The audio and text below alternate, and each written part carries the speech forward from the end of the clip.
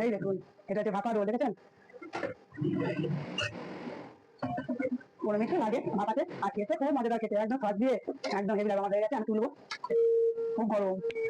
এই দেখুন, খেতে দেখুন খুব সুন্দর লাগছে, কিন্তু আমার ভাপা রোল রেডি। আপনাদের ভালো লাগলে অতি অবশ্যই।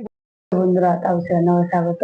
আজ আমি আর এক টিফিনের রেসিপি নিয়ে চলেছি, খুব সুন্দর রেসিপি। এটাও হচ্ছে রুটি তো খান, রুটিতে এক রেসিপি দেখাবো, ভাপা রোল। ভাপা রোলের জন্য দেখুন, আলু আমি এরকম করে কেটে নিয়েছি, ম্যাশিং করা মেশিনে, গাজর কেটে নিয়েছি, এগুলো বরবটি, পেঁয়াজ কুচি, লঙ্কা কুচি, আর শসা আছে। কেন এটা রোল যে তাহলে শসা পেঁয়াজ না দিলে ভালো লাগবে না।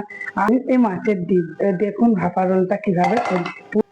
আমি কড়া বসিয়ে দিয়েছি, কড়া একটু গরম, কড়াতে তেল দিলাম। এতে যেহেতু রোলের ভেতরে ঢুকবে তো তেলটা বুঝেই দেবে, আমি সাদা তেলেই দেখাবো। প্রথমে দেবে দেখুন বরবটি কাটা,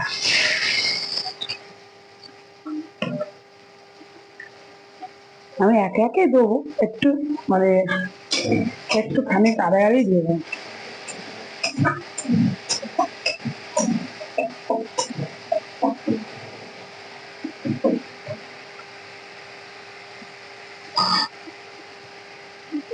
এরপরে লঙ্কা কুচিটা দিলাম, কারণ বাচ্চাদের গালে লঙ্কা লাগতে পারে, লঙ্কাটা তেলেই দেবেন।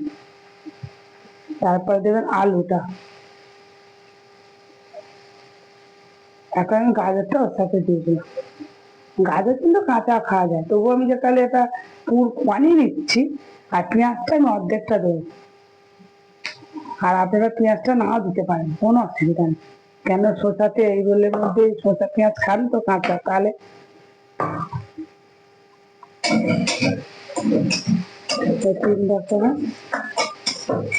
একটু ভাজা ভাজা করে নিন। এই যে নুন দিলাম অল্প পরিমাণ, ধনের গুঁড়ো দিলাম, জিরের গুঁড়ো দিলাম, ও আর একটু মিষ্টি, একটুখানি।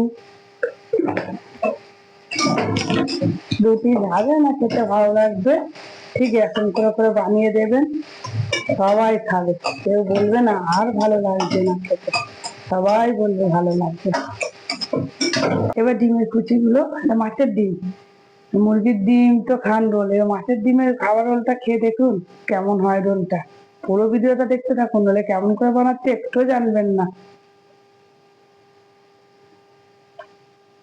আমি ডিমটা যতটা পরিমাণ লেগেছে আমি ততটাই দিয়েছি। এই দেখুন, দেখুন এখন সূর্য রয়েছে, গলে যাবে আর ভাবানো হবে। এটা যেহেতু বরবটিটাকে শক্ত হওয়ার জন্য আমি এটা করছি, আপনারা না গাজর দিলে ক্যাপসিকাম দিলে না করতে পারেন। আমার পুরো রেডি।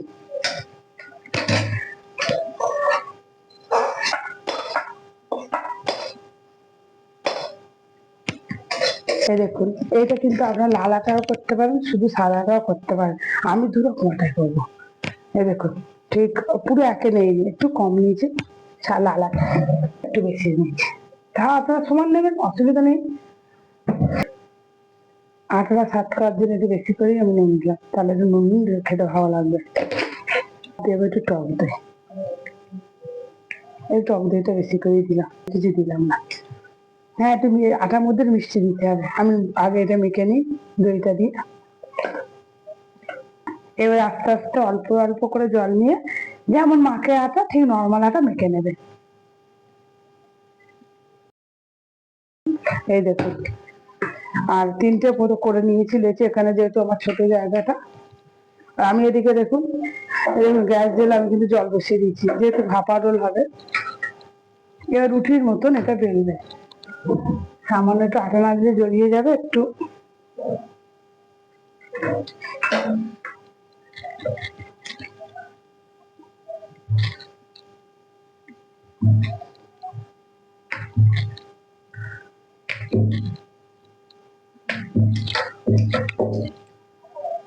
যতটা বড় করবেন করবেন, কেটে নিতে পারবেন।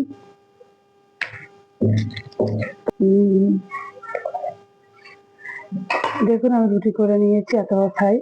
এইবার দেখুন যে পুরটা, আমি পুরটা দেবো মাঝখানে, মাঝখানে আমার একটু ধার করে দেবেন, যেহেতু এটা জড়াতে হবে রোল যেমন। এবার দিয়ে দেবেন কাঁচা শসা, দিয়ে দেবেন কাঁচা পেঁয়াজ,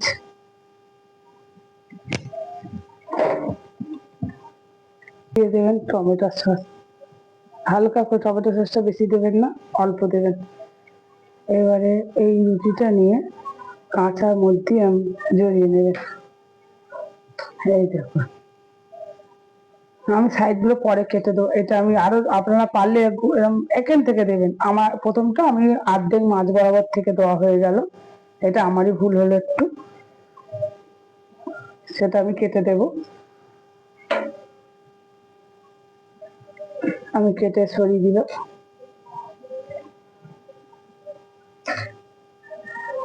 এই দেখুন, এবার ঠিক আছে। এবার এটা জল দিয়ে ভালো করে একটু মুড়ে দেবেন।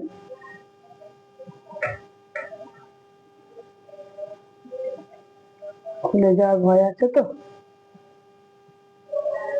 অল্প অল্প ফুটে গেছে, আমি এর মধ্যে একটু সামান্য তেল বুলিয়ে এর মধ্যে বসিয়ে দিলাম। আমি একটা টাকা করবো, এক হাতে দেরি হয় বলে প্রথমটা আপনাদের দেখাচ্ছি। আমি বসিয়ে দিলাম। এর পাশে আরো কটা বসিয়ে দেবো, প্রথমে একটা বসিয়েছি।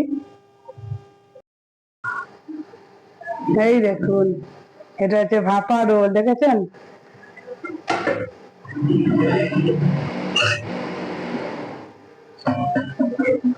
15 মিনিট লাগে ভাপাতে, আর খেতে খুব মজাদার, খেতে একদম সস দিয়ে একদম হেভি লাগবে। আমার হয়ে গেছে, আমি তুলবো। খুব গরম। এই দেখুন, ভেতরে দেখুন, খুব সুন্দর লাগছে। কিন্তু আমার ভাপা রোল রেডি। আপনাদের ভালো লাগলে অতি অবশ্যই বলে জানাবেন কেমন লেগেছে আপনাদের। আর খেয়ে তো খাবেনই তো বটে, আর পুরো ভিডিওটা দেখবেন। ধন্যবাদ।